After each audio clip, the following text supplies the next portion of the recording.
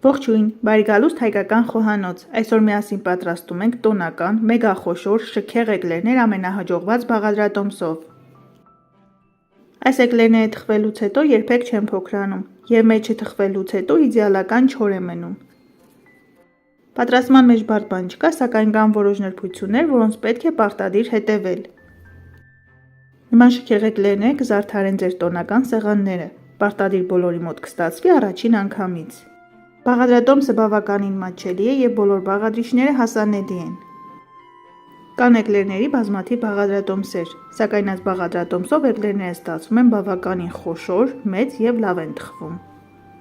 Հարգելիներս, նախքան բաղադրատոմսին անցնելը հավանեք տեսանյութը և անցնենք գործի։ Խմորի համար մեզ անհրաժեշտ է 1 բաժակ ջուր և 1 բաժակ ալյուր։ Բաժակի չափը 300 մլ է։ Անհրաժեշտ է նաև 5-ից 6 ձու, 1 պտղուն ծաղ և 100 գրամ կարագ կամ մարգարին։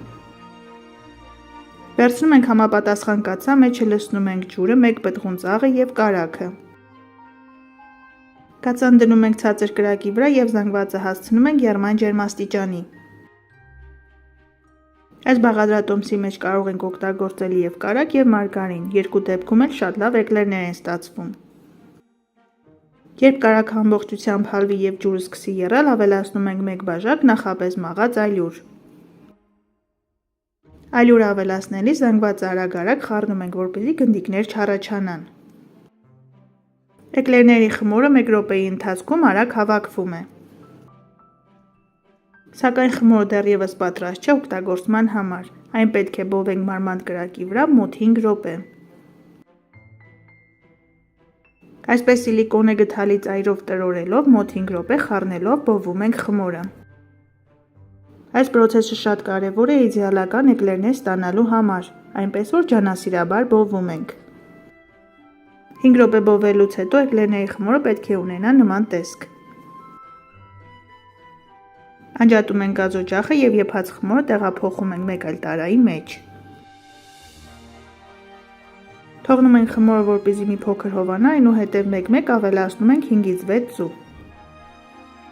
Խմորը կրակից վերցնելուց հետո ձուն անմիջապես չավելացնեք, որպեսզի էկլերներից եփած ձվի համ չգա։ Ձուն խմորի մեջ ճակերտների մեջ ինտեգրելու պրոցեսը ամենաբարդ պրոցեսն է, այս դեպքում կարող եք օգտագործել նաև հարիչ։ Հավկիթները միանգամից չենք ավելացնում, որպեսզի ստանանք խմորի մեր ցանկալի խտությունը։ Կախված ալյուրի որակից և հավկիթների մեծությունից այս բաղադրատոմսի մեջ կարող է օգտագործվել 5-ից 6 ձու։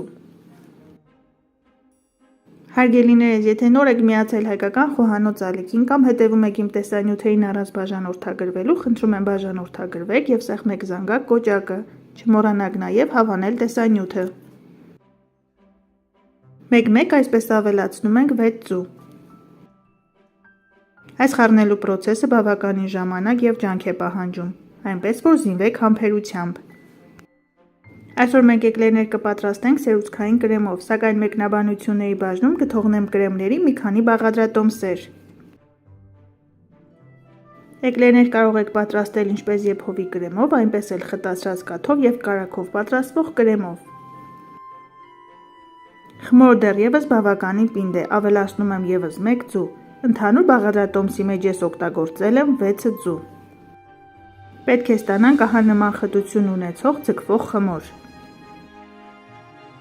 Ջեռոցի տապակի վրա փռում ենք յուղաթուղթ և ձևավորում ենք էկլերները։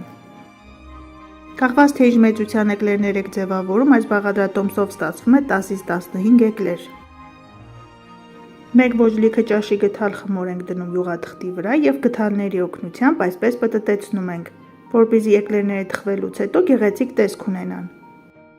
Նախապես պետք է միացնենք ջեռոցը, որպեսզի տաքանա, էկլերները թխվում են 200 աշճան Ցելսիուս ջերմաստիճանում։ Երբ էկլերները բարձրանան և սկսեն կարմրել, ջերմաստիճանը պետք է նվազեցնենք 20 աստիճանով։ Ինձ մոտ ստացվեց նման մեծության 12 էկլեր։ Արդեն էկլերները արտակարգ բարձրացել են և սկսում են կարմրել, այս փուլում իջեցնում ենք ջերմաստիճանը 20 աստիճանով և թողնում ենք էկլերները, որպեսզի չորանան։ Մինչ էկլերները վերջնական կթխվեն, պատրաստենք սերուցքային կրեմը։ Տարայի մեջ լցնում ենք 250 մլ սառը սերուցք և ավելացնում ենք կես թեյի գդալ վանիլին։ Սկզբից սերուցքը հարում ենք հարիչի ամենացածր արագությամբ, այնուհետև արագությունը քիչ-քիչ բարձրացնում ենք։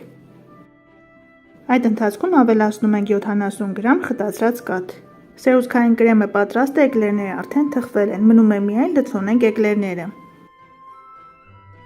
Տեսեք ինչ կարմրաթուշ խոշոր էկլերներ ենք ստացել և որքան լավ է թխվել էկլերների մեջը։ Ինչպես տեսնում եք, էկլերները թխվելուց հետո չեն նստել և պահպանել են իրենց սկզբնական արտակարգ տեսքը։ Էկլերների կողքից կտրվածք ենք անում և մեջը դնում ենք 2-ից 3 թեյի գթալ կրեմ։ Այսպես ձևավորում ենք բոլոր էկլերները։ Կրեմը կարող եք լցնել խոհանոցային ներարկիչի մեջ, այնուհետև ձևավորել էկլերները։ Երկու դեպքում էլ ստացվում են արտակարգ տեսք ունեցող համեղ էկլերներ։ Մեր էկլերները արդեն պատրաստ են։ Գեղեցիկ տեսք հաղորդելու համար վրան ցանում ենք շաքարի փոշի և մատուցում ենք։ Այս բաղադրատոմսով պատրաստված էկլերները միշտ արտակարգ տեսք ունեն։ Դուք էլ պատրաստեք այս տարբերակով և մեկնաբանությունների բաժնում կիսվեք ձեր կարծիքներով, դա ինձ համար շատ կարևոր է։ Դե ինչ հարգելիներս, այսօր էլ այսքանը։ Պատրաստեք սիրով, եղեք առողջ և օրհնված։ Ցտեսություն, կհանդիպենք հաջորդ տեսանյութերում։